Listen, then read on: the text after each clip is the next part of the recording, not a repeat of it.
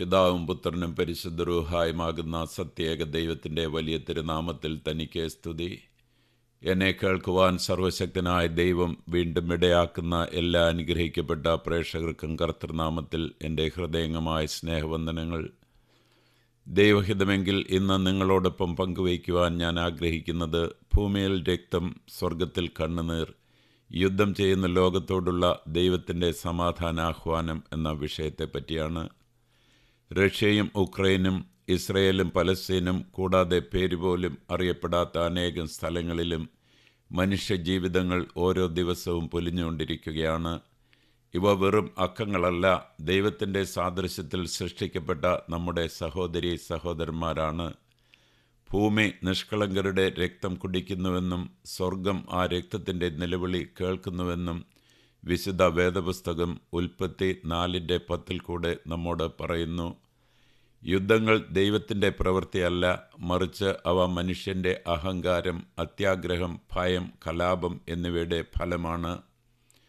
രാഷ്ട്രീയത്തിൻ്റെയും ആശയങ്ങളുടെയും പേരിൽ ഭരണാധികാരികൾ യുദ്ധങ്ങളെ ന്യായീകരിച്ചേക്കാം. എന്നാൽ ദൈവം ചോദിക്കുന്നത് ലളിതമായൊരു ചോദ്യമാണ്: നിന്റെ സഹോദരൻ എവിടെ? ബൈബിളിലെ ദൈവം അക്രമത്തിൻ്റെ കാര്യത്തിൽ നിഷ്പക്ഷനല്ല. അവൻ കോപത്തിന് താമസമുള്ളവനും കരുണയിൽ സമ്പന്നനും നാശത്തിൽ ദുഃഖിതനുമാണ്. നേതാക്കൾ വിവേകത്തേക്കാൾ ആയുധങ്ങൾക്ക് മുൻഗണന നൽകുമ്പോൾ നിരപരാധികളാണ് അതിൻ്റെ വില നൽകേണ്ടി വരുന്നത്. ഈ സന്ദേശം ഗവൺമെൻറ്റുകൾക്ക് വേണ്ടി മാത്രമല്ല, മറിച്ച് മനുഷ്യകുലത്തിന് ആകെ വേണ്ടിയുള്ളതാണ്. ഹൃദയങ്ങൾ ദൈവത്തിന് കീഴടങ്ങുന്നിടത്താണ് സമാധാനം ആരംഭിക്കുന്നത്. ലോകം സമാധാനപ്രഭുവിൻ്റെ മുമ്പിൽ മുട്ടുമടക്കിയാൽ വാളുകൾക്ക് അവയുടെ ശക്തി നഷ്ടപ്പെടും.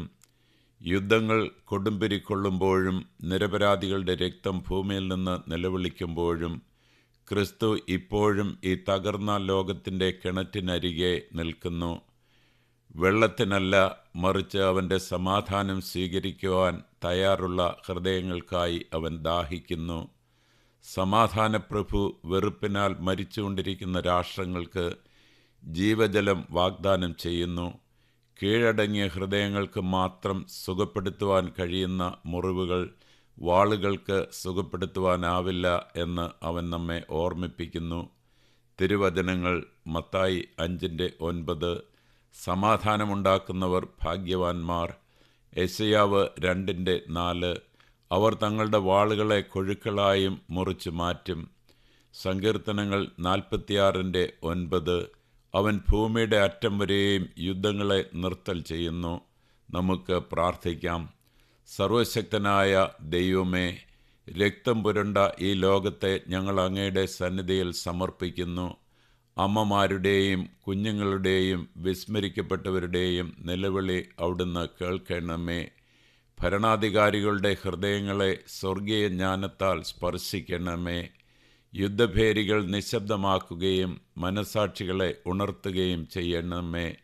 അക്രമം നിറഞ്ഞ ഈ കാലഘട്ടത്തിൽ സമാധാനമുണ്ടാക്കുന്നവരാകുവാൻ ഞങ്ങളെ പഠിപ്പിക്കണമേ.